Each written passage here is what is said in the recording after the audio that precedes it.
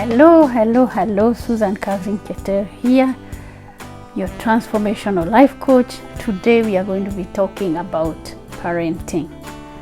Now there's so much uproar about what is happening in secondary schools, how schools are being banned and other issues which are not very pleasant to talk about.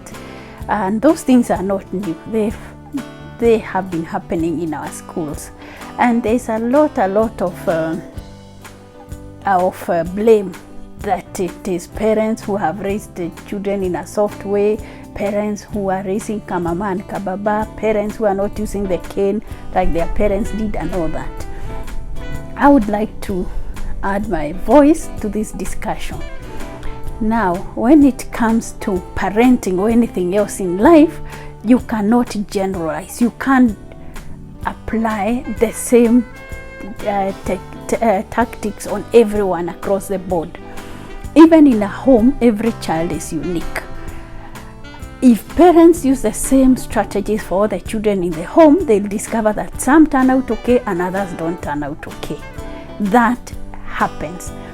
Even if you look around, you will see that in homes, you will find where somebody grew up to become successful, has a career, has a home, is having a stable family, and in the same home there's another sibling who is completely dysfunctional, is unproductive, is abusing substances, probably is in crime, may have a string of broken relationships, may have a string of children without any proper home.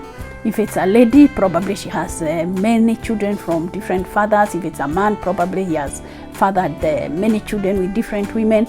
Yet that person has a sibling who can be considered to be functional, to be living a normal life, a responsible life. Those both were raised by the same parents. So when you're talking of parents raising soft children, parents raising kamama and kababa, have you looked at the family as a whole and looked at how the different children in that home turned out? Since the children didn't all turn out the same, then why is it the fault of the parents? How come they raised a responsible child and an irresponsible one? So there's something more than that. There's something more than what we are looking at. We cannot generalize.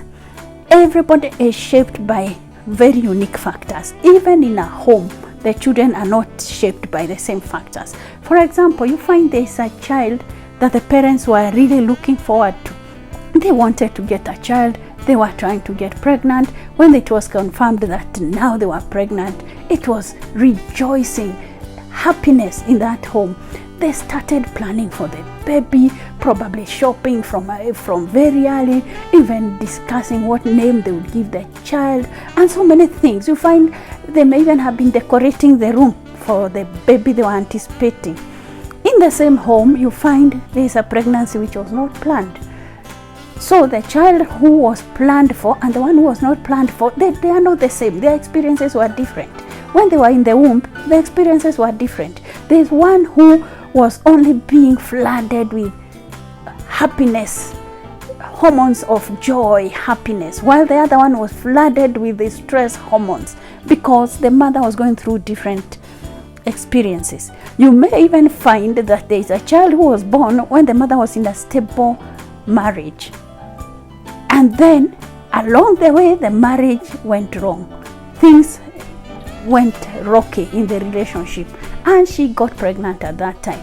She was crying, she was depressed, she was frustrated, she was regretting the pregnancy, she was planning to exit the marriage, and so many other issues. The experiences of the two children are not the same.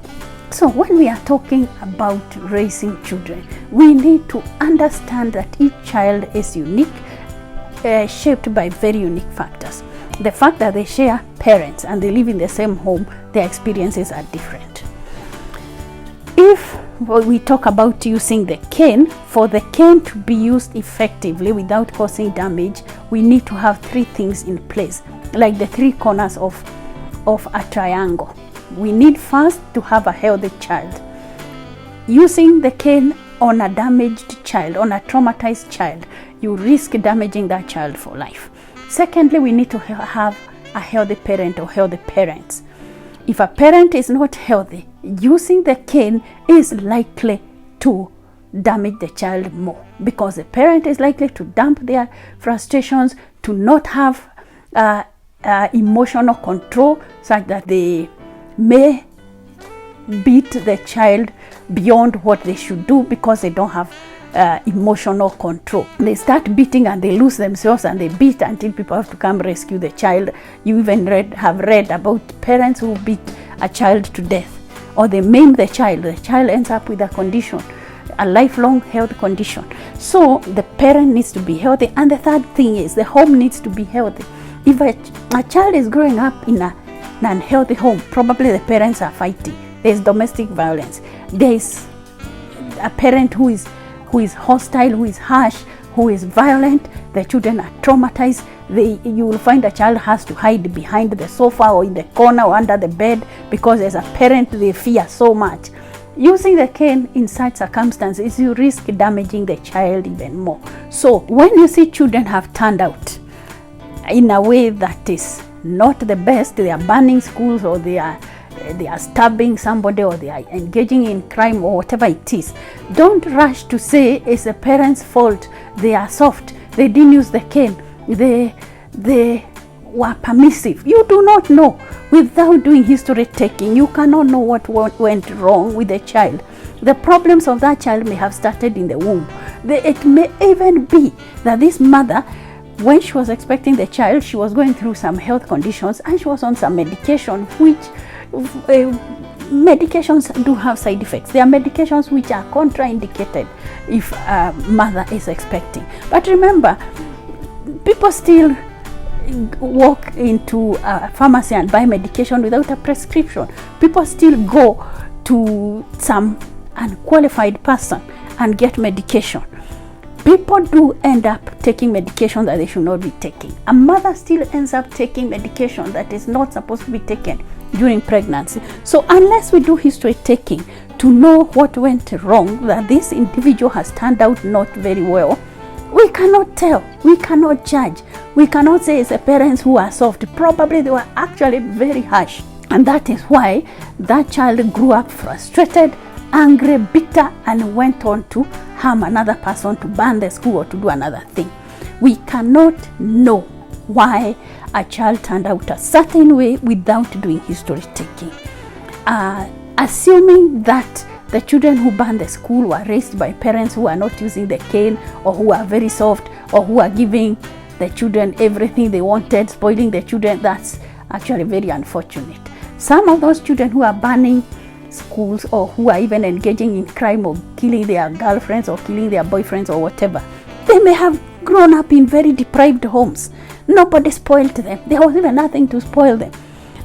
Getting food on the table may even have been a challenge. Probably they were lacking even basic necessities. You cannot say that it's the parents who give them everything they wanted and that's why they got spoiled. Unless you've done history taking and you have those facts, you cannot tell. It's not possible to know why somebody turned out the way they did. You may even find that those people who are growing up to turn out that way, to be hostile, to be violent, to be criminals, or whatever it is, you may find that the parents had a lot of problems in their relationship and they parted ways, and the parents continued fighting and using the children as weapons in their differences after they parted. One parent keeps the children, blocks the other parent from seeing the children, uses them to manipulate the other parent, and all those things. The things which damage an individual are complex, and unless one has the capacity to do history taking and find out what happened to this particular individual, you take the history from the time this person was in the womb up to the time they attained the adult years, you cannot know, you cannot tell. In fact, some of them you find the home looks stable. When you look at the parents, they look very responsible, they look very stable, nobody is abusing substances. But if you dig deeper, if you do the history, you might even find that the parents were working, they were leaving the child with somebody who was mistreating this child, who was abusing this child. You may not know. Probably the parents, even at you are seeing them now, they are very stable and all that, and probably in the earlier years they were not stable. Probably in the earlier years they were parting, breaking up, coming back together. You cannot know. So unless you do the history taking, you cannot tell why an individual turned out the way they turned out. You cannot tell. Thank you very much for watching my video. Please remember to like, share and subscribe. And if you have any question, I'll leave a link below so that you can send me your questions. And remember to check out our channel because we have many other videos that might be of interest to you. Thank you very much. This is Susan Catherine Keteyo. Let's meet on the next video. Thank you.